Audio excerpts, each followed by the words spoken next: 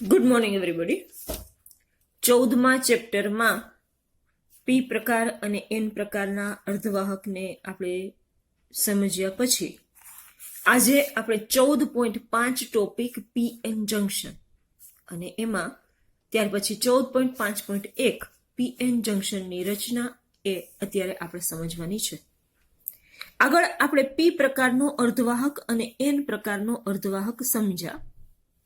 આપણે જોયું તો એ અનુસાર જ્યારે શુદ્ધ અર્ધવાહકોમાં પેન્ટાવેલેન્ટ અને ટ્રાયવેલેન્ટ અશુદ્ધિઓ ઉમેરવામાં આવે છે ત્યારે તૈયાર થતા અશુદ્ધ સેમિકન્ડક્ટર એ એન પ્રકાર અને પી પ્રકારનો બને છે. પેન્ટાવેલેન્ટ અશુદ્ધિ ઉમેરીએ તો એન પ્રકારનો અર્ધવાહક તૈયાર થાય અને ટ્રાયવેલેન્ટ અશુદ્ધિ ઉમેરીએ તો પી પ્રકારનો અર્ધવાહક તૈયાર થાય. હવે અહીંયા આપણે જે ભણવાનું છે એ પી અને એન પ્રકારના બંને અર્ધવાહકોની સાથે સંયુક્ત રચના અને એ આપણું પી એન જંક્શન છે.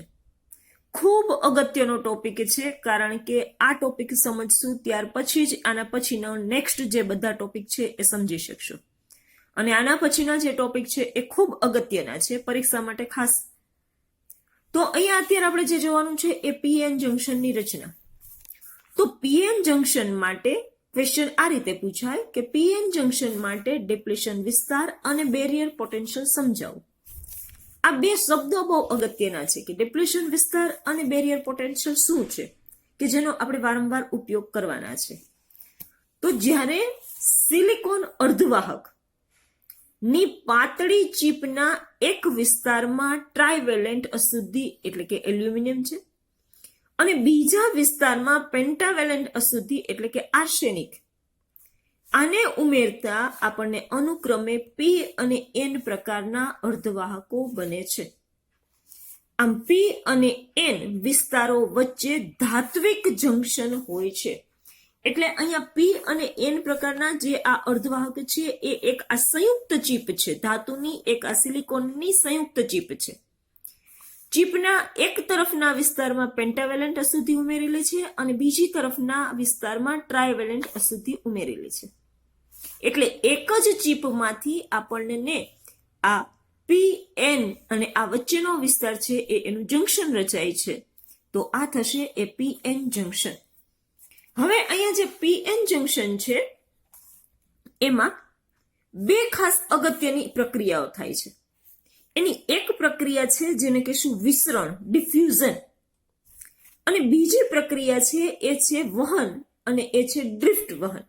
એને આપણે ડ્રિફ્ટ શબ્દ, ડિફ્યુઝન અને ડ્રિફ્ટ, આ બે શબ્દને ખાસ સમજશું. અહીંયા પી અને એન અર્ધવાહકોમાં સંખ્યા ઘનતાના તફાવતને લીધે પી થી એન તરફ હોલ વિસરણ એટલે કે એનું ડિફ્યુઝન અને એન થી પી તરફ ઇલેક્ટ્રોનનું વિસરણ પામે છે. હવે આપણને ખબર છે આગળ આપણે પી પ્રકાર અને એન પ્રકારના અર્ધવાહક ભણ્યા ત્યારે આપણે એવું જોયું હતું કે જે અશુદ્ધિ ઉમેરવામાં આવે છે એ અશુદ્ધિ 10 લાખે 1 જેટલી ઉમેરવામાં આવે છે. છતાં પણ એ અશુદ્ધિમાં અહીંયા એન પ્રકારની અશુદ્ધિની વાત કરીએ તો એ પેન્ટાવેલેન્ટ અશુદ્ધિ હોવાને પરિણામે એની પાસે 5 ઇલેક્ટ્રોન છે. એમાંથી 4 ઇલેક્ટ્રોન એને સિલિકોન સાથે ભાગીદારી કરી છે. એક ઇલેક્ટ્રોન જે મુક્ત ઇલેક્ટ્રોન છે, આ મુક્ત ઇલેક્ટ્રોનની સંખ્યા ઘનતા ઘણી વધે છે અને એને પરિણામે એ ઇલેક્ટ્રોન છે આપણને એન થી પી તરફ એ ઇલેક્ટ્રોનનું વિસરણ થાય છે એટલે કે ડિફ્યુઝન થાય છે. સેમ એ જ રીતે આ જે પી પ્રકારનો અર્ધવાહક આપણે જે કહીએ છીએ એમાં સિલિકોનમાં ટ્રાયવેલેન્ટ અશુદ્ધિ ઉમેરેલી છે. એટલે એના 3 ઇલેક્ટ્રોન છે, ટ્રાયવેલેન્ટ અશુદ્ધિ એટલે કે એલ્યુમિનિયમ, એના 3 ઇલેક્ટ્રોન છે એ સિલિકોન સાથે ભાગીદારી કરશે, સહસંયોજક બનશે. એક જગ્યા ખાલી વધશે ને એ જે ખાલી જગ્યા છે એ હોલ છે. આ હોલ છે એ પી થી એન તરફ ગતિ કરે છે એટલે કે વિસરણ કરે છે એટલે કે એનું ડિફ્યુઝન થાય છે. એટલે આ વાત થઈ એ વિસરણની. વિસરણ છે એ સંખ્યા ઘનતાને પરિણામે થાય છે કારણ કે એક તરફ મુક્ત ઇલેક્ટ્રોનની સંખ્યા વધુ છે, એક તરફ હોલની સંખ્યા વધુ છે. એટલે એન તરફથી ઇલેક્ટ્રોન છે એ પી તરફ આવે છે અને પી તરફથી એ હોલ છે એ એન તરફના અર્ધવાહક તરફ જાય છે, જેને વિસ્તરણ કહેવાય. આ સમયે જંક્શનમાંથી વિસ્તરણ પ્રવાહ આપણને મળે છે. જેમ ઇલેક્ટ્રોન એન થી પી તરફ વિસ્તરણ થવાનું ચાલુ રાખે તેમ જંક્શનથી એન તરફ નજીકમાં ધન વિદ્યુત ભારિત આયનીકૃત પરમાણુઓ એકઠા થાય છે.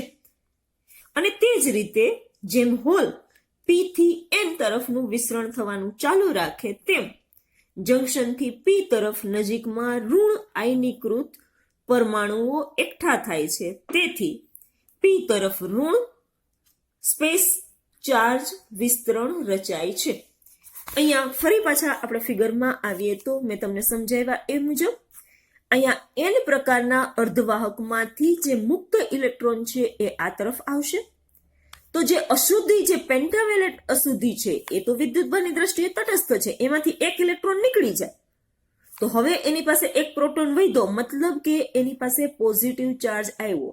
ઇલેક્ટ્રોન દૂર થાય એટલે આયનીકરણ થયું કહેવાય. એટલે આ આયનીકૃત પરમાણુઓ આ બાજુ બધા રહેશે અને એ આયનીકૃત પરમાણુઓ પર પોઝિટિવ ચાર્જ આવશે.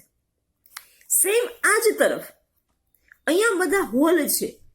હવે જે વેલેન્સ બેન્ડના ઇલેક્ટ્રોન છે એ આ હોલની અંદર ગોઠવાતા જશે. પરિણામે અહીંયા હોલમાં ગોઠવાઈ જશે એટલે એલ્યુમિનિયમ જે વિદ્યુતભારની દ્રષ્ટિએ તટસ્થ હતો એની પાસે એક એક ઇલેક્ટ્રોન વધારાનો થયો. પ્રોટોન તો એની પાસે જે હતા બાહ્યતમ કક્ષામાં 3 ગણીએ એ જ રીતે એની પાસે 3 જ છે. ટોટલ 13 એનો પરમાણુ ક્રમાંક, પણ અત્યારે આપણે બાહ્યતમ કક્ષાની જ માત્ર વાત કરીએ છીએ. તો એની પાસે અહીંયા એક એક ઇલેક્ટ્રોન વધુ આવ્યો, માટે એ એલ્યુમિનિયમનું પણ આયનીકરણ થયું. એટલે આ તરફ આયનીકૃત ઋણ વિદ્યુત ભારિત પરમાણુઓ છે અને આ તરફ આયનીકૃત ધન વિદ્યુત ભારિત પરમાણુ છે. પરિણામે વિદ્યુત ક્ષેત્ર છે એ ધન થી ઋણ તરફનું આપણને અહીંયા વિદ્યુત ક્ષેત્ર મળે છે. આ વસ્તુ ખાસ સમજજો.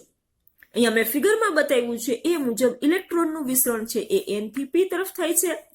હોલનું વિસ્તરણ છે એ પી થી એન તરફ થાય છે. હવે જે જોવાનું છે એ આપણે આ વિસ્તરણને સમજ્યા, હવે આપણે ડ્રિફ્ટ સમજવાનું છે.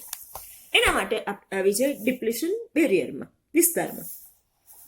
હવે જંક્શનથી બંને બાજુના પોતપોતાના મેજોરિટી ચાર્જ કેરિયર થી ખાલી થઈ ગયેલા ધન સ્પેસ ચાર્જ અને ઋણ સ્પેસ ચાર્જ વિસ્તારને ડિપ્લેશન વિસ્તાર કહે છે. અહીંયા ફરી પાછું ફિગરમાં જોઈએ તો અહીંયા આપણે જોયું કે અહીંયા બધું ધન વિદ્યુત ભારિત આયનો છે, અહીંયા બધા ઋણ વિદ્યુત ભારિત આયનો છે. તો એને પરિણામે આ જે વિસ્તાર રચાય છે એ વિસ્તારને એને આપણે ડેપ્લેશન વિસ્તાર કહેશું. આ ડેપ્લેશન વિસ્તારની જાડાઈ માઇક્રોમીટરના 10મા ભાગની હોય છે. હવે તમને ખ્યાલ છે કે માઇક્રોમીટર એટલે 10⁻⁸ મીટર અને એનોય 10મો ભાગ એટલે અતિ સૂક્ષ્મ છે, પણ છતાંય એ ખૂબ અસરકારક છે. અહીંયા જંક્શનના એન તરફ ધન સ્પેસ ચાર્જ વિસ્તાર અને પી તરફ ઋણ સ્પેસ ચાર્જ વિસ્તારને લીધે ધન વિદ્યુત ભાર તરફથી ઋણ વિદ્યુત ભાર તરફનું વિદ્યુત ક્ષેત્ર ઉત્પન્ન થાય છે, જે મેં તમને હમણાં જણાવ્યું. અહીંયા વિદ્યુત ક્ષેત્રના કારણે હોલ એન થી પી તરફ અને ઇલેક્ટ્રોન છે એ પી થી એન તરફ ડ્રિફ્ટ થાય છે. હવે જે વાત આવી એ વિદ્યુત ક્ષેત્રને કારણે આવી. વિસ્તરણ છે એ મેજોરિટી ચાર્જ કેરિયરને પરિણામે થયું, જ્યારે ડ્રિફ્ટ છે એ વિદ્યુત ક્ષેત્ર જે રચાયું, આ ધનથી ઋણ તરફનું આ તરફનું જે વિદ્યુત ક્ષેત્ર રચાયું એને પરિણામે જે આપણને પ્રવાહ મળશે અથવા તો એને પરિણામે જે હોલ અને ઇલેક્ટ્રોન ખસશે, ગતિ કરશે, એને ડ્રિફ્ટ કહેશે.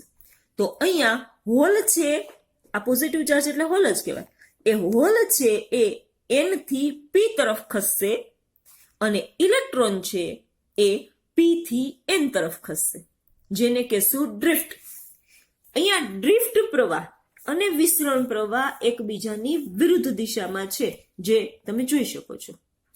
હવે જે આપણે જોવાનું છે એ નેક્સ્ટ બીજો છે એ બેરિયર પોટેન્શિયલ. એ પણ એટલું જ અગત્યનું છે. અહીંયા શરૂઆતમાં ડિફ્યુઝન પ્રવાહ મોટો હોય છે, કારણ કે ડિફ્યુઝન પ્રવાહ મેજોરિટી ચાર્જ કેરિયરને પરિણામે મળે એટલે એ મોટો હોય અને ડ્રિફ્ટ પ્રવાહ ખૂબ નાનો હોય, લગભગ નિગ્લિજિબલ હોય. કારણ કે આયનીકરણ થાય પછી જ વિદ્યુત ક્ષેત્ર રચાય ને વિદ્યુત ક્ષેત્ર રચાય પછી જ આપણને ડ્રિફ્ટ પ્રવાહ મળે. તો જો ડિફ્યુઝન પ્રક્રિયા આગળ વધે તેમ જંક્શનની બંને બાજુના સ્પેસ ચાર્જ વિસ્તાર મોટા થતા જાય એટલે કે ડિપ્લેશન બેરિયર છે અહીંયા જે એ છે એ પહોળું થતું જાય. એટલે જેમ જેમ એ મોટો થતો જાય જે વિદ્યુત ક્ષેત્રની તીવ્રતા વધે, કારણ કે જેમ જેમ સ્પેસ ચાર્જ મોટો થશે એ વિદ્યુત ક્ષેત્રની તીવ્રતા વધારે અને તેથી ડ્રિફ્ટ પ્રવાહ પણ વધે. અગેન રિપીટ કરું છું, વિદ્યુત ક્ષેત્રના પરિણામે જ આપણને ડ્રિફ્ટ પ્રવાહ મળશે અને મેજોરિટી ચાર્જ કેરિયરને પરિણામે આપણને વિસરણ પ્રવાહ મળશે. તો જ્યાં સુધી આ ડિફ્યુઝન પ્રવાહ અને ડ્રિફ્ટ પ્રવાહ એ બે સરખા ન થાય ત્યાં સુધી આ પ્રક્રિયા ચાલ્યા કરે. તો આવી રીતે અહીંયા આપણે પીએન જંક્શન રચાશે. અહીંયા સંતુલનમાં રહેલા પી અને એન જંક્શનમાંથી કોઈ ચોખ્ખો વિદ્યુત પ્રવાહ વહેતો નથી. એટલે કે જે એન વિસ્તાર ઇલેક્ટ્રોન ગુમાવે, જ્યારે પી વિસ્તાર છે એ ઇલેક્ટ્રોન મેળવે છે. ઇલેક્ટ્રોન મેળવે છે એટલે એના હોલ છે એ સંતુલિત થાય છે. આમ પી વિસ્તારની સાપેક્ષે એન વિસ્તાર ધન બને છે. આ સ્થિતિમાન ઇલેક્ટ્રોનની એન વિસ્તારમાંથી પી વિસ્તાર તરફની ગતિને રોકતું હોવાથી તેને બેરિયર પોટેન્શિયલ કહે છે. ફરીવાર આ સેન્ટેન્સને સમજો. અહીંયા જે સ્થિતિમાન રચાય છે, જે વિદ્યુત ક્ષેત્ર રચાય છે, એ વિદ્યુત ક્ષેત્ર ઇલેક્ટ્રોનની એન વિસ્તારમાંથી પી વિસ્તાર તરફની ગતિને રોકતું હોવાથી તેને બેરિયર પોટેન્શિયલ કહે છે. તો ફરીવાર આપણે અહીંયા જો ફિગરમાં આવીએ તો આ બીજી ફિગરની અંદર તમે જોઈ શકો છો કે અહીંયા જે વિદ્યુત ક્ષેત્ર રચાયું, આ વિદ્યુત ક્ષેત્ર અહીંયા પોઝિટિવ ચાર્જ છે, અહીંયા નેગેટિવ ચાર્જ છે. આ ડબલ્યુ મતલબ કે ડેપ્લેશન બેરિયરની પહોળાઈ છે, ડેપ્લેશન વિસ્તાર છે, વિસ્તાર બેરિયર એ ડેપ્લેશન વિસ્તારની પહોળાઈ એને આપણે ડબલ્યુ વડે દર્શાવ્યો છે. અહીંયા હવે તમે જોશો તો આ બધા હોલ છે, મતલબ કે ધન વિદ્યુત ભાર છે. અહીંયા જે છે એ બધા અહીંયા ઇલેક્ટ્રોન છે એ ઋણ વિદ્યુત ભારિત છે. હવે જો આ એન પ્રકારના અર્ધવાહકમાંથી ઇલેક્ટ્રોનને આ પી પ્રકારના અર્ધવાહક તરફ જવું હોય તો અહીંયા વચ્ચે એને વિદ્યુત ક્ષેત્ર નડે છે, કારણ કે વિદ્યુત ક્ષેત્ર અહીંયા ધન વિદ્યુત ક્ષેત્ર છે અને ધન વિદ્યુત ક્ષેત્ર ઇટ મીન્સ કે અહીંયા હોલ છે. તો આ હોલ છે એ ઇલેક્ટ્રોનને આકર્ષે. પરિણામે આ એન પ્રકારના અર્ધવાહકમાંથી ઇલેક્ટ્રોન આ ડેપ્લેશન વિસ્તારને ક્રોસ કરીને આ તરફ આવી શકતા નથી. એટલે આ જે ડેપ્લેશન વિસ્તાર છે એ બેરિયર તરીકે કામ કરે છે. એક આડસ જેને આપણે કહીએ એ બેરિયર તરીકે એ કામ કરે છે. એને આ તરફથી આ તરફ નથી આવવા દેતા. હવે જો એને લઈ આવવા હોય તો આપણે શું કરવું પડે એ આપણે નેક્સ્ટ ટોપિકમાં જોઈએ. અહીંયા નીચે જે બીજો આપણે આલેખ આપ્યો છે એ આલેખ તમે સમજી શકો છો કે આ જેમ જેમ શરૂઆતના તબક્કે તમે જોઈ શકો છો કે શરૂઆતના તબક્કે આપણને જે ડિફ્યુઝન પ્રવાહ મળે છે એને લીધે પ્રવાહ આપણને ઘણો વધારે મળે છે. પછી એક તબક્કો એવો આવશે કે એ લગભગ અચળ થઈ જશે. તો આ એ આપણને બતાવેલો છે. અહીંયા V0 જે છે એ V0 આપણને વિદ્યુત ક્ષેત્રની તીવ્રતા માટે એ પોટેન્શિયલ આપણને બતાવ્યો છે. તો આ વાત થઈ પીએન જંક્શનની રચના. ખાસ આને સમજવી જરૂરી છે કારણ કે આના પછી આપણે પીએન જંક્શન માટે ફોરવર્ડ બાયસ અને રિવર્સ બાયસ આપણે સમજવાનું છે. બીજી એક ખાસ અગત્યની સૂચના, નેક્સ્ટ એઝ યુઝ્યુઅલ આ મહિનાના એન્ડમાં ફરી પાછી એકમ કસોટી આવે છે. એમાં આપણે ફિઝિક્સનું પેપર હશે. તો એ માટે પાછા બધા તૈયાર થઈ જજો. સાથે સાથે બધા એસાઇનમેન્ટ લખતા જશો. એસાઇનમેન્ટ લખવાનું કામ પણ ચાલુ રાખજો કારણ કે ડિસેમ્બર એન્ડમાં હું તમારી પાસેથી એ ચોપડો ચેક કરવા માટે મંગાવવાની છું. તો આજે આપણે અહીં સુધીનું રાખીએ છીએ. નેક્સ્ટ વિડીયોની અંદર આપણે આગળ વધશું.